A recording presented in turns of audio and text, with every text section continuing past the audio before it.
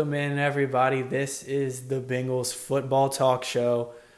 I hope everyone is staying safe, staying inside, doing their best to wash their hands and stay clean. We need to get back to sports. I need it. I think I speak for many sports fans when they say they just want some sports to watch, whether it's baseball, basketball, hockey, or hopefully football. Let's talk a little bit of Bengals football here today. First off, though, let's start about the draft announcement that came out from the NFL. The draft this year will be completely virtual. It's going to be interesting. I don't know how this broadcast is going to be. Will Todd McShay, Mel Kiper be on a Zoom call with each other on separate screens? It's going to be an interesting broadcast to watch, but it's going to be an exciting one for the Bengals, for sure. Reportedly, some teams are actually concerned about their Zoom calls being hacked. I think it was John Harbaugh who said this of the Ravens. I think that's ridiculous. NFL teams have enough money that their IT departments should be able to secure a line for their team executives and front office to speak about who they're going to attack in this draft and who they're going to go get. But and these GMs that are just keep complaining about the NFL draft, they think it should be moved back. They haven't gotten to meet with anyone. From what I've heard, that's ridiculous. That they have plenty of information on all of these players to make an informed decision, and the only thing that they could be missing out on is more athletic testing for guys who weren't at the combine and only were going to be able to participate in their pro days. The canceled pro days is really the only thing that is hurting this process. But the tape is really a majority of a player's evaluation. These GMs are just trying to save face if their draft goes poorly, in my opinion. If they have a poor draft, they'll just say that, it was the coronavirus. We didn't get to interview these guys. We didn't get to have them in and see them work out in front of us, and that's why our draft went poorly. But that's ridiculous. The GMs are just trying to save their jobs. And speaking of the draft a little bit more, there's some interesting prop bets going on during the draft. There is an over-under on the number of cats and dogs seen. And this might be an interesting bet to take. It's a 1/2 over-under for the number of cats seen during the broadcast. I would hammer that over cats. They seem to be liking to get in on these Zoom calls. I don't know if you've seen any while you are working with your teams, but I've seen some cats on my Zoom calls. I think we'll at least see one during the draft, and that would be a good over to bet on, in my opinion. The number of dogs over under is 3.5. That is that one. I don't know. Dogs are man's best friend, so I'm sure you'll see a few sit next to prospects who get picked here in the first round. But that's enough about pets. Let's get actually back to football. The team announced today that they have officially signed all of their unrestricted free agents from this big off-season haul, including DJ Reader and Trey Waynes. These signings are still pending physicals, so if these players come in and fail their physical, the contract will most likely be voided, and these deals will not actually take place. That's all for the news today. Today, I plan to start a new series examining which players the Bengals are going to be considering, or at least I would consider if I were the Bengals, with each selection that they have. Today, we're going to start with the 33rd overall selection, their first pick in the second round, because I feel like there's only one player to consider at the first overall pick, and that is quarterback Joe Burrow. Anyway, let's get into pick 33.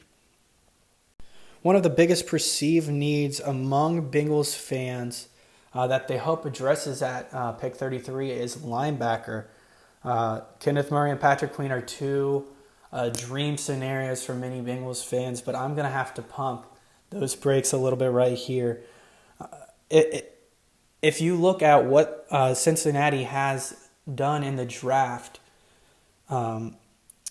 they don't really value the linebacker position that much anymore. This isn't the 90s. This isn't the 2000s where the running back was a premium position and teams ran the ball between the tackles consistently, and you needed a big linebacker to come up and hit the man in the hole. That is not the NFL of today. Today we need fast guys who can cover. And you see a lot of safeties coming in and playing linebacker in the box like Von Bell will do this season. On the team right now, the Bengals have Jermaine Pratt, who is likely to be one of the starters. He's an athletic linebacker, and he fits today's mold. They did bring in Josh Bynes from Baltimore, but he will likely be an early down run stopper as he is a great run defender and not as much of a great pass coverage linebacker. Now, we saw the Bengals go after some other linebacker free agents, but they wouldn't match that the asking price or the price that other teams were willing to give these players. I think they're just showing that the linebacker position is not as valuable as it once was, and that these other teams are maybe overvaluing these players. If we look at who the Bengals have drafted at linebacker over the past 10 or so years, you have to go back to 2009 until they spent a first or second round pick on a linebacker, and that was Ray Malaluga back in 2009. Since then, they haven't attacked the linebacker position until the third round, with the earliest pick being pick 72 last year when they went and got Jermaine Pratt out of North Carolina State. I just don't really see the Bengals picking Patrick Queen or Kenneth Murray, even if they're available there at 33. Maybe they view them as a true elite linebacker prospect, but in my opinion, they're not. They're solid first-round guys, but they're not anything special considering the value of the linebacker position. Now, another guy to consider here at the linebacker position at 33 would be more of an edge rusher, off-ball hybrid in Wisconsin's Zach Bond. He can rush the passer. He was excellent in coverage, and if the Bengals switch to more of a 3-4 look, they could look to add Zach Bond at 33. I would actually wouldn't mind the selection, as he's a solid coverage linebacker, and he can affect the passer, increasing his value, making his position a little bit more of a value than a typical off-ball linebacker like Patrick Queen or Kenneth Murray. It's also been reported recently that the Bengals have a meeting with linebackers who are projected to go a little bit later in the draft. These are actually two day 3 linebackers, Joe Bachie out of Michigan State and Chris Orr out of Wisconsin. And they reportedly have a significant interest in Joe Bachie. I'm not sure they would wait until the third day to address the linebacker. They have shown that they like to attack it in round 3 over recent years with guys like Jermaine Pratt and Nick Vigil. I'm sure there are others that I just can't think of off the top of my head. But I would expect the Bengals maybe to not go linebacker here at 33 and later address it maybe at 65 or maybe even day 3. Now, the most obvious need, in my opinion, would be along the O-line. And this is a position the Bengals have gone after earlier in the draft. Then they have the linebacker position. They've picked Jonah Williams in the first round last year, Billy Price the year prior, and they went Cedric Ogbuehi in the first and second rounds in 2015. Because of this, I think that the O-line is a very likely position for the Bengals to address here at 33. The question is whether they would go a tackle or an interior offensive lineman. I would say that the only real starting job up for grabs would be the right guard position. They brought in Suafilo to potentially play there, but he's only ever played on the left side. I think Redmond's an underwhelming option at right guard, and as well as Billy Price. I would rather look for a good solid option here at 33 to play right guard. However, I would not sleep on Fred Johnson to slide in and play right guard. He played the position with Pittsburgh, and I know we want him to beat out Bobby Hart at the right tackle spot. I just don't see that as very likely. I see Bobby Hart as securing the right tackle position to start the season. I think Jim Turner likes him a lot. I think we'll see Williams and Hart at the tackle positions for sure. Hopkins definitely starting at center. I think Michael Jordan is a likely leader at the left guard position, so that right guard is really the up for grabs spot. Now, don't be surprised, though, if the Bengals go tackle here at 33. I know I just said that the tackle spots seem to be locked up, but they could slide in a tackle selection to right guard before moving him out once Bobby Hart leaves in a couple years. And I think a dream selection here at O-line would be Josh Jones, the tackle out of Houston. He could slide in, start at guard, and then slide out and play either tackle spot. He has experience at Houston playing left tackle, so maybe if Jonah Williams struggles on the left side and performs better on the right side, we could see Jones at left tackle, Williams at right tackle, or it could be the other way around. Another tackle that has been commonly mocked to the Bengals at the 33rd pick would be Austin Jackson out of USC. In my opinion, this would be a poor selection for the Bengals at 33. Jackson has all the length you could ever want in a tackle prospect, but his technique is very poor. I think he would be a long project, one that could easily not end up being fruitful. And I just don't think he is a good selection for the Bengals at 33. Pretty much a first-round pick. I don't think Jackson is a first-round tackle. Now, another player who has been shooting up draft boards, surprisingly, in my opinion, is Isaiah Wilson out of Georgia. He's huge. Let's just put it like that. He has the size.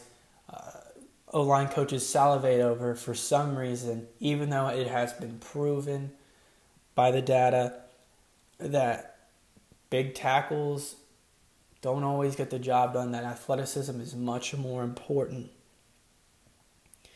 Daniel Jeremiah has reported that two front office executives have said that they think Isaiah Wilson will go in the first round. That just blows my mind. Wilson just had such a poor three-cone and shuttle at the combine. He would have the worst scores in those drills to be selected in the first round in a very long time. Now, as for the interior offensive line, the Bengals don't normally address the position early in the draft. They usually like to attack it on day 3 with picks like Michael Jordan. But they have gone Billy Price last year. I think he was a little bit of a panic pick after Frank Ragnow was selected. But they have shown that if they want to, they will go and improve the interior offensive line earlier in the draft. Another example would be Kevin Zeitler. So I think 33 interior line is an option. And in my opinion, there's really only one guy that I would consider here. That's Cesar Ruiz out of Michigan. He's an extremely consistent player, and you almost never see him get beat. You never see him on the ground. He's a solid player in the interior. He's a lineman that you plug in and you forget that he's there. That's what you want in an offensive lineman. You don't want to talk about them at all. Ruiz could come in and start at right guard day 1, in my opinion, and he could eventually slide over to center if the Bengals move on from Trey Hopkins.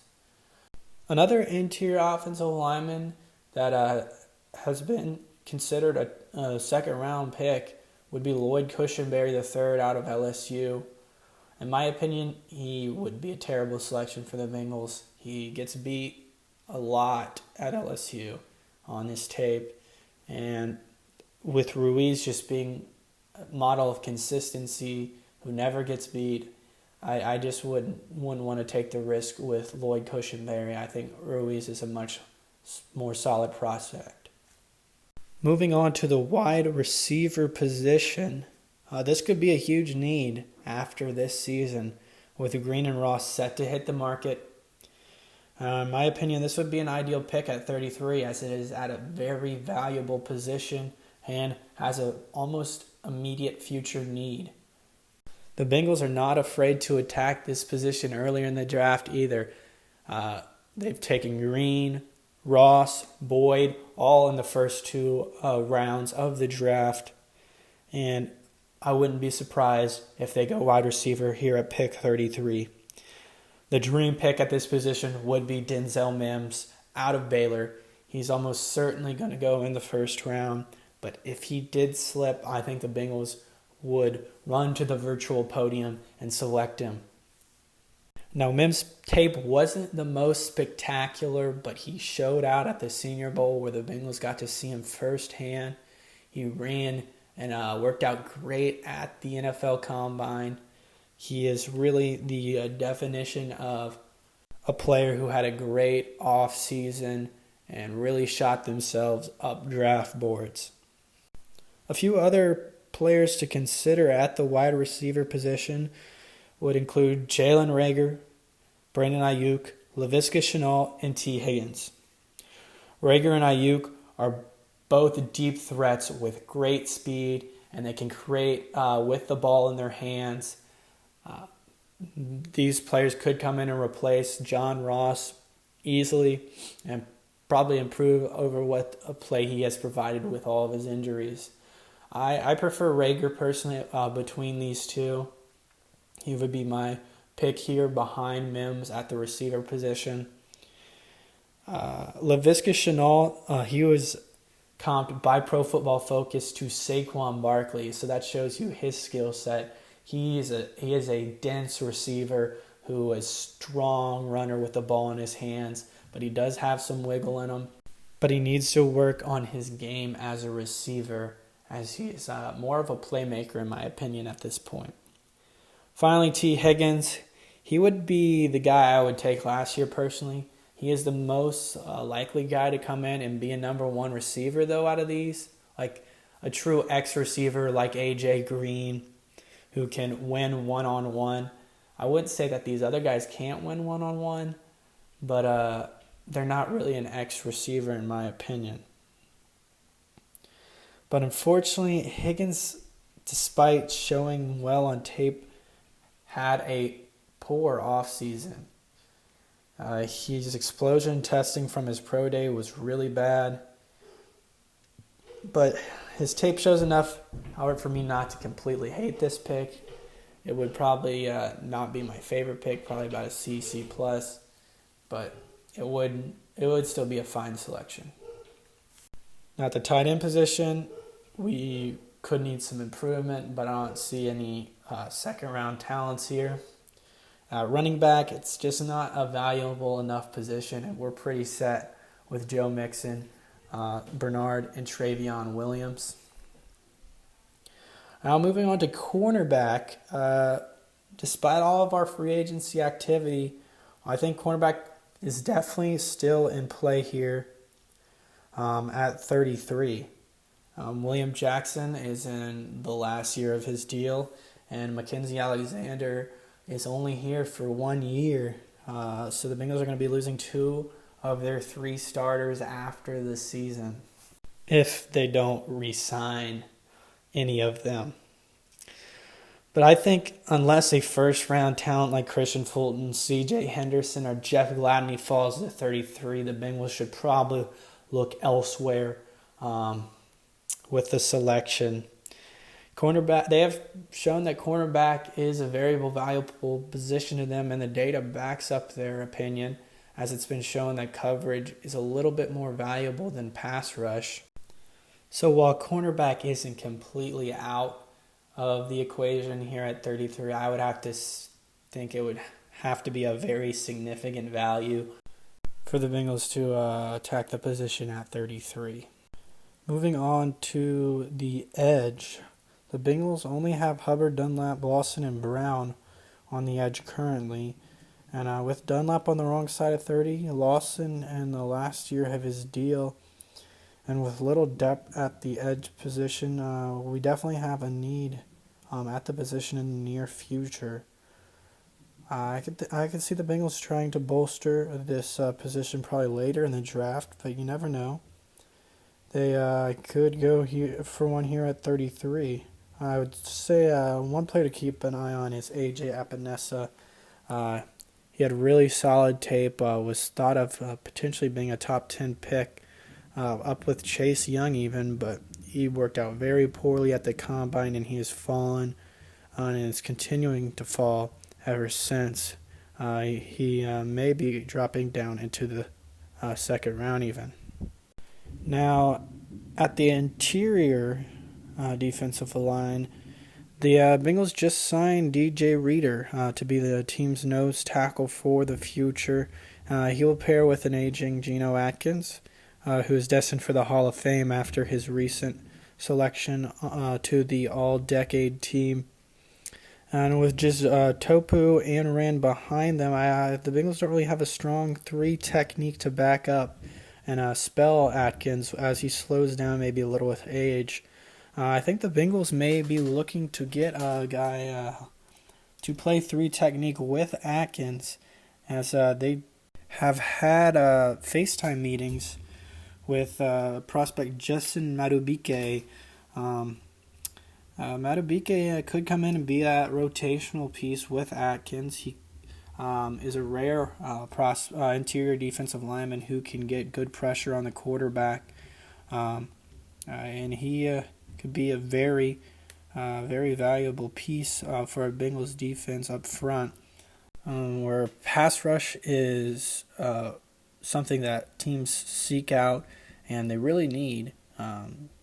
Getting pressure on the passer is one of the best ways to affect the passing game along with great coverage.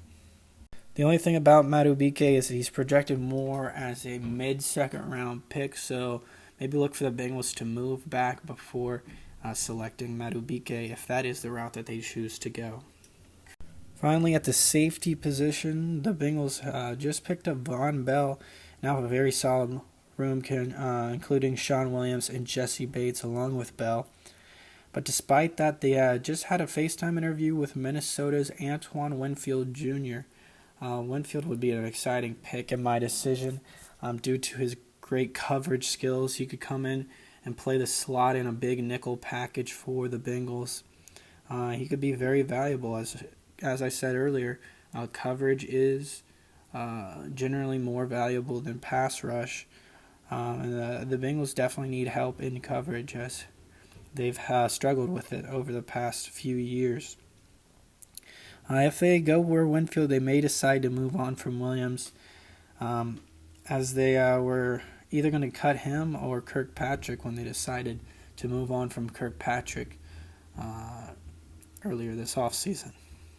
Now, before I go, I do want to talk a little bit about the possibility of the Bengals moving down from the 33 overall selection. It's something they've done in the past in the second round. They moved back last year before selecting Sample. They moved back before selecting Mixon in the second round a few years ago. And the 33 overall pick is a very valuable selection. It's coming right off the first round. Teams have a day to reset their board, and maybe there's a guy they really want to go get. They can't believe has fallen, and the Bengals could get a significant value in return in a trade.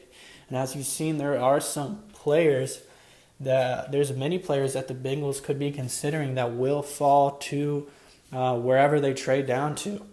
Guy like Madubuike, maybe Winfield will fall a little bit, but I believe he'll go earlier in the second round. But with all the receivers that are available, a guy I didn't mention, Michael Pittman Jr. I'll probably speak about him a little bit more in the next episode with pick 65. He, though, could be an option if the Bengals choose to trade back further in the second round, rather than trade maybe more towards the upper or middle portion of the second round. But trading back is a very viable option for the Bengals. They do have a lot of needs and holes to fill, as I've outlined. They definitely are losing a lot of key guys in the near future at a lot of positions like receiver, edge, and cornerback. So the Bengals it would be advantageous for the team to get more selections in this draft, even if they're later in the rounds, to maybe take some more shots at maybe finding a impact player later in the draft. Anyway, that's all for today. Please like and subscribe this video on YouTube, and if you would rather listen to it in a podcast form, we are now live on Spotify, as well as other podcast platforms. We're still waiting on Apple Podcasts, but I think we should be on there very soon. Oh, and one other thing, I want to make an announcement that Bengals Football Talk website will be coming out very soon. I'll be able to provide some more in-depth analysis and some articles, and generally write about some more things Bengals. So more content, I feel like, is always better, especially for us sitting around at home. Many of us, I know myself, struggle to find things to fill my time. Anyway, that's going to be all for today. Please like, subscribe, follow the podcast. Hoo day, and see you guys later.